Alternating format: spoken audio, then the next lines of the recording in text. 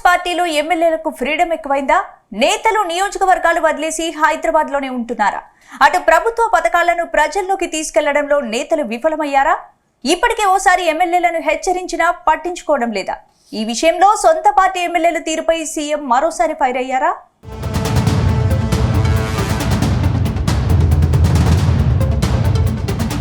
వరంగల్ జిల్లా ఎల్కతుర్తిలో బీఆర్ఎస్ బహిరంగ సభ సక్సెస్ అయింది.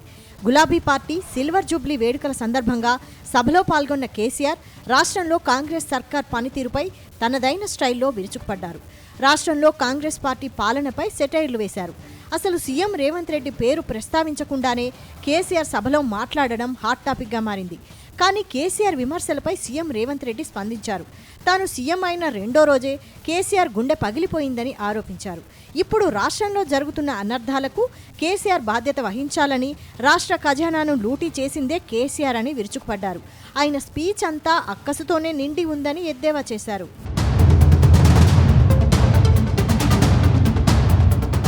ఇదే సమయంలో సొంత పార్టీ ఎమ్మెల్యేల తీరుపై సీఎం రేవంత్ రెడ్డి ఫైర్ అయ్యారు.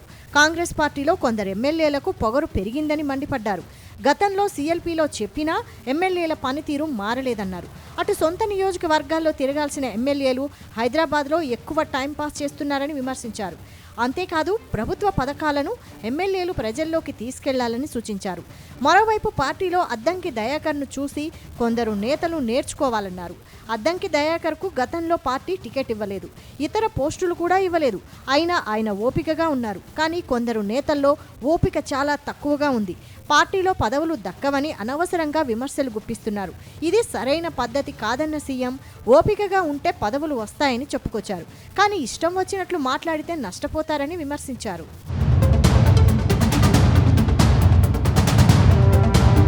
మరోవైపు తనకు కాంగ్రెస్ అగ్రనేతకు మధ్య దూరం పెరిగిందన్న కామెంట్స్ పైన రేవంత్ రెడ్డి స్పందించారు. తనకు రాహుల్ గాంధీతో మంచి మైత్రి ఉందని, ఇది ఎవరు నమ్మినా నమ్మకపోయినా నాకు పర్వాలేదన్నారు. రాహుల్ గాంధీకి నాకు తెలిస్తే చాలు, బయట ఎవరేం అనుకుంటున్నారు అనేది నాకు అనవసరమని రేవంత్ అన్నారు. కాంగ్రెస్ ప్రభుత్వం ప్రవేశపెట్టిన పథకాలను ఇతర రాష్ట్రాల్లో అమలు చేయలేకపోయిన విషయాన్ని గుర్తు చేశారు. మరోవైపు కొంతమంది అధికారుల పనితీరు తెలిసినా అనవసరంగా ఉన్న కారణంగా వారి సేవలను కొనసాగించాల్సి వస్తోందన్నారు. కలెక్టర్ల మార్పు వేరే విషయమని, అవసరమైన మార్పులు చేసుకుంటామని వివరించారు. నన్ను నమ్ముకున్న వారిని నేను ఎప్పటికీ మర్చిపోనని, నన్ను నమ్మిన వారిలో ఒకరైన దయాకర్కు ఎమ్మెల్సీ పదవి వచ్చిందని చెప్పారు. ఓపికగా ఉన్నవారికే తన నుండి బాధ్యతలు వస్తాయని, బయటకు వెళ్లి విమర్శలు చేస్తే తనపై బాధ్యత ఉండదన్నారు సీఎం రేవంత్ రెడ్డి.